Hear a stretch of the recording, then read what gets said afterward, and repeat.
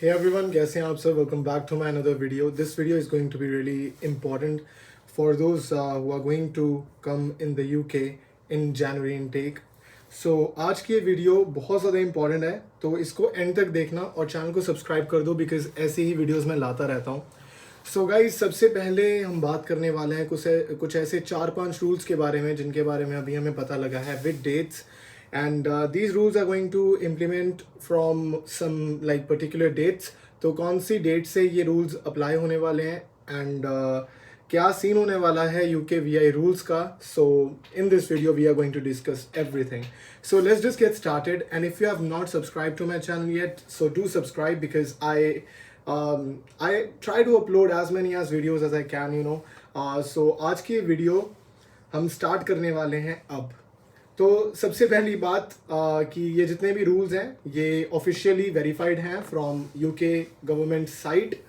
तो आज सबसे पहली बात कि ये जितने भी रूल्स हैं इनकी डेट्स मैं बताने वाला हूँ. बट हो सकता है कि आगे चल के डेट्स में थोड़ा बहुत ऐसा चेंजेस आ सकते हैं, ऑल्टर कर सकता है थोड़ा सा डेट. लेकिन जो डेट्स मैं बताऊँगा वो ऐसे एस्टिमेट लगाना कि ये एस्टिमेशन है.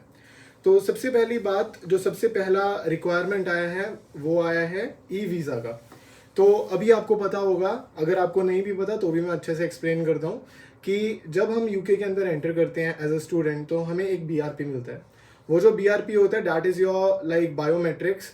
तो वो बीआरपी को लेके आप यहाँ पे जॉब कर सकते हो और वो एक तरह का कार्ड होता है. एंड वो जो कार्ड होता है ना बीआरपी, जैसी वो आप उसकी कलेक्शन करते हो, आप कहीं पे भी आपको जॉब करनी है तो आपको अपना बीआरपी दिखाना पड़ता है अपनी आइडेंटिफिकेशन वेरीफाई करने के लिए. एंड उसके ऊपर आपका लिखा होता है कि 20 आवर्स का आपको वर्क यहाँ पे करना परमिट है. सो यहाँ पे जब आप 20 घंटे काम कर रहे हो तो उसके लिए बीआरपी बहुत इंपॉर्टेंट है because it acts as your visa. कि वो एक आइडेंटिफिकेशन रहती है कि आपका वीज़ा है आपके पास.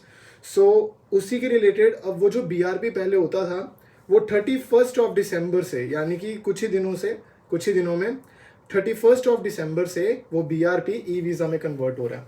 तो वो ई वीज़ा को कैसे एक्सेस करना है, जैसे ही आपको अपना लाइक बीआरपी मिलता है या फिर आपका पासपोर्ट है, जिस भी जिस भी अकाउंट से आपने अपनी वेबसाइट के ऊपर, यूके वेबसाइट के ऊपर अप्लाई किया था या फिर वैसे आपने वो क्रिएट करी है, सो उस अकाउंट से आपको यूके गवर्नमेंट की वेबसाइट के ऊपर लॉगिन करना है और लॉगिन करके वहाँ पे आपको बीआरपी या फिर ई वीज़ा के नाम का एक सेक्शन मिल जाएगा, मोस्ट प्रॉब्ली ई वीज़ा के नाम का. और जैसे ही आप उस ई वीज़ा के सेक्शन में जाओगे वहाँ पे आप अपने पासपोर्ट की डिटेल्स जब लॉगिन करोगे, एंटर करोगे, ज़्यादा से ज़्यादा मुझे लगता है पासपोर्ट की डिटेल्स मांगेगा. नहीं तो आपसे आपके जो आप जब आप अप्लाई करते हो आपके मेल के ऊपर आपको काफ़ी सारे मेल्स आपको आती हैं, आप रिसीव करते हो. उन्हीं के अंदर आपका आईएचएस होता है, जैसे हेल्थ केयर, और हेल्थ केयर नंबर आपसे मांग सकते हैं. जो भी मतलब कि आपके इंपॉर्टेंट डॉक्यूमेंट्स हैं वो आपके पास होने चाहिए. और जैसे ही आप उसको एक्सेस कर लोगे तो आपको ई वीज़ा मिल जाएगा. अभी मेरा जो ई वीज़ा है वो मैंने ऑलरेडी मतलब कि अवेल कर लिया है अपने लिए. तो उसको मैंने कैसे किया, तो सबसे पहले मैंने अकाउंट बनाया और अकाउंट बना के उसमें अपना पासपोर्ट वगैरह सारी डिटेल्स मैंने लॉगिन कर दी, जिससे मेरा मतलब जिस पासपोर्ट में मेरा वीज़ा है. और जैसे मैंने वो करा तो उसके बाद मुझे लाइक सारी डिटेल्स एंटर करने के बाद मैंने जब वहाँ पे वेरिफिकेशन की उसके बाद मुझे ई वीज़ा मिल गया. और वो जो ई वीज़ा था वो मुझे I think with in a day meal गया था. जैसे ही आप अप्लाई करते हो तुरंत नहीं मिलता, कुछ टाइम बाद आपको वो अवेलेबल हो जाता है. और वो जो ई वीज़ा होता है वो आई थिंक जब मैंने किया था 3 टाइप का ई वीज़ा होता है. पहला टाइप होता है कि अगर आपको कहीं पे काम करना है, आपको उसके लिए चाहिए, उस पर्पस के लिए चाहिए, आप वर्क के लिए ले सकते हो. सेकंड टाइप, आपने स्कूल वगैरह में दिखाना है या फिर किसी और जगह पे लाइक किसी ऐसे प्राइवेट इंस्टीट्यूशन में आपने उसको शो करना है, उसके लिए अलग रहता है. और तीसरा जो था, I don't remember it that well but I think that was for various other purposes. अगर आपको किसी और कंट्री में जाना है तो अगर आपका लाइक आपको वीज़ा दिखाना है कि मेरे पास वीज़ा है तो उसके लिए अवेलेबल है. So what you can do is you can download the PDF for the visa, the e visa thing, and you can print it out.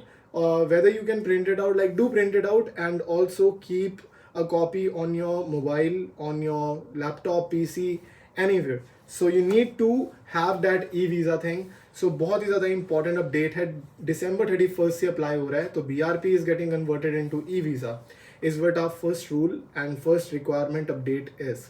तो अभी हम बात करेंगे सेकंड अपडेट के बारे में, सेकंड रिक्वायरमेंट्स के बारे में, which is very important, which is financial requirement. तो अब ये फाइनेंशियल रिक्वायरमेंट क्या है? सो जब भी आप यूके के स्टूडेंट वीज़ा के लिए अप्लाई करते हो, आप कैश शील्ड वहाँ पे भरते हो, कैसे भरनी है उसके ऊपर मैंने वीडियो बना रखी है। तो वो जो कैश शील्ड आप भरते हो उसके अंदर आपको फंडिंग शो करनी होती है। अब ये जो आप फंडिंग शो करते हो ये पहले कम थी, अब ये इंक्रीज हो रही है। I don't know whether it's a good thing or a bad thing. I won't comment on it because everyone has different opinions, and in my opinion, like it is bad thing because like 9,000 पहले होती थी, अभी like ये ज़्यादा बढ़ा रहे हैं, so it might be difficult for those who really want to study here but don't have enough resources. But the thing is like again, like it's government decision, so we can't say anything on it, right? Like it is what it is. So अभी financial requirement के बारे में update आया कि 2 जनवरी 2025 international students जो हैं उन्हें थोड़ी सी प्रॉब्लम होने वाली है फाइनेंशियल रिक्वायरमेंट शो करने में। वो जो फंडिंग हम शो करते हैं कि इनर लंदन की 9,000 12,000 थी, और वो ऐसे करके मतलब वो घटती है और बढ़ जाती है।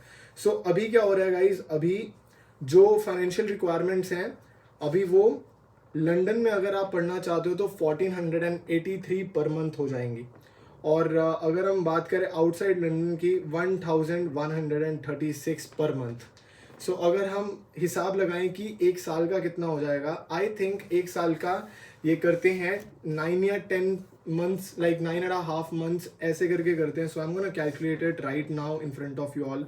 तो मैं यहाँ पे इसको 9 से मल्टीप्लाई करता हूँ, 9 क्योंकि वो 9 महीने के लिए, और अगर एक महीने का in with in London 1483 which means कि 13,347। So around 13.5 thousand pounds. पहले 12,000 पाउंड समथिंग होती थी, अभी इन्होंने 1,000 पाउंड और बढ़ा दिया, यानी कि 1.5 लाख रुपए इन्होंने और कर दी। ये फंडिंग है अगर आपको शो करनी है with in London. But outside London अगर हम बात करें, आउटसाइड लंदन पहले 9,000 होती थी, अब इन्होंने कर दी 1,136 which approximates which equals to 10,000 pounds guys। तो 10.5k पाउंड्स अभी शो करना पड़ेगा, तो वही इन्होंने 1,1500 पाउंड्स इन्होंने इंक्रीज कर दिया। So this is what the second update is. सो ये इम्प्लीमेंट हो रहा है फ्रॉम द 2 जनवरी। उसके बाद अगर हम बात करें तीसरी चीज़ के बारे में, दैट इज डिपेंडेंट्स पॉलिसी। तो आपने सुना होगा कि डिपेंडेंट अलाउड होते हैं जाने स्टूडेंट्स के साथ। डिपेंडेंट्स में कौन कौन इंक्लूड होता है? सबसे पहली बात, डिपेंडेंट्स के अंदर आपके हस्बैंड वाइफ, मतलब आपके स्पाउस या फिर आपके चिल्ड्रन। उसमें पेरेंट्स नहीं आते हैं। बहुत बड़ा ये मिसअंडरस्टैंडिंग रहती है कि पेरेंट्स भी होते हैं इसके अंदर। Like for example if you are a masters और PhD student, you are going to like for example Birmingham and you want to take your parents along with you, you can't take your parents guys. Dependents में सिर्फ spouse होता है, husband या wife, या फिर आपके बच्चे यानी कि चिल्ड्रन होते हैं। सो डिपेंडेंट्स की पॉलिसी में थोड़ा सा चेंज आया है। अभी पहले क्या होता था कि बैचलर्स वाले तो शुरू से ही मना था, बैचलर्स वालों के लिए क्रॉस था कि बैचलर्स वाले तो किसी भी तरह के इंडिपेंडेंट्स को अपने साथ लेके नहीं जा सकते। मास्टर्स के लिए बीच में अलाउड कर दिया था, लेकिन अभी मास्टर्स और बैचलर्स दोनों के लिए बंद है। और ये जो डिपेंडेंट्स पॉलिसी है, only those international students who are coming for PhD, और वो पीएचडी प्रोग्राम्स या फिर स्पेसिफिक जो like PG post graduate masters के लिए भी है, बट वो बहुत ही ज़्यादा लिमिटेड या फिर स्पेसिफिक पोस्ट ग्रेजुएट प्रोग्राम्स के लिए ही है। ऐसे नहीं है कि हर कोई लेके आ सकता है। तो स्पाउसेस या फिर चिल्ड्रन यानी कि डिपेंडेंट्स को अपने साथ यूके में लेके आ सकते हैं। लेकिन अभी सीन क्या है कि ये पीजी जो है यानी कि पोस्ट ग्रेजुएट मास्टर्स में हर कोई नहीं लेके आ सकता, सिर्फ स्पेसिफिक कोर्स वाले लेके आ सकते हैं। ये कौन से कोर्सेज हैं ये भी मैं आपको बता दूंगा, मैं अभी बता ही देता हूँ, वेट करो। सो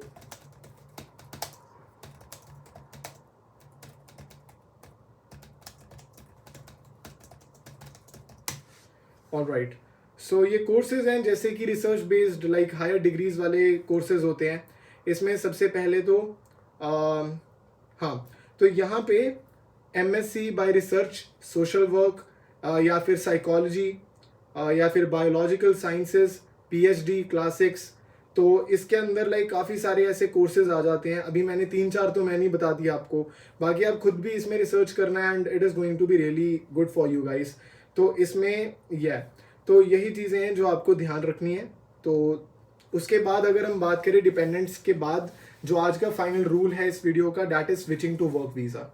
तो अभी जो स्टूडेंट्स यानी कि अपने स्टडी वीज़ा से डायरेक्टली वर्क वीज़ा में कन्वर्ट करते थे, कोई ना कोई जुगाड़ लगा के, वो चीज़ बिल्कुल बंद हो चुकी है।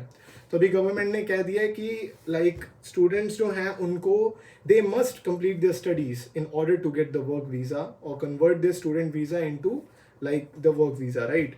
तो इसमें लाइक अभी स्टूडेंट्स को अपनी जो पढ़ाई है, फॉर एग्जांपल अगर आप बैचलर्स में हो या फिर आप मास्टर्स में हो, आपको अपना कोर्स कंप्लीट करना पड़ेगा, चाहे वो 3 साल का हो, 2 साल का हो, 1 साल का हो। You need to complete it in order to convert your visa, in order to convert your student visa to work visa. तो वो आपको करना पड़ेगा, पढ़ाई पूरी करनी पड़ेगी। और अगर लाइक इसमें पीएचडी स्टूडेंट्स की भी बात करें ना, पीएचडी स्टूडेंट्स के लिए क्या सीन है कि अब ऐसा नहीं है कि if you are doing PhD you can work along with it and you can be a student and you can work at the same time. That's not possible. You can work but you can't get a work visa. तो यहाँ पर PhD students के लिए ये transition only possible है only if they complete their degree. तो ये 24 months की रहती है, 2 साल की अप्रॉक्सीमेटली पीएचडी, और वो भी तभी अपने वर्क वीज़ा में कन्वर्ट कर सकते हैं स्टूडेंट वीज़ा से if they have completed there course, if they have completed there degree. तो यही सीन है।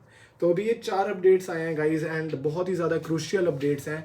सो I hope that you all have enjoyed this video. So do watch my other videos as well, as I have uploaded a lot for you January students, like January intake students, and it is going to be really good if you watch my videos prior to coming here, because it is going to be really helpful. Like I have analyzed and I have observed everything, and now I want to share each and every single thing with you guys so that you don't face the same problems as I did. So I'm gonna make another video on this topic, on the rules, because I want to make sure that you all get the chance to know beforehand, like before coming here, आपको पता होना चाहिए कि आप यहाँ पे आके कौन सी चीज़ें आपके लिए मुश्किल हो सकती हैं। So guys, thank you so much for watching this video. Stay tuned for the next one, and I'll see you guys in another one. So stay tuned guys.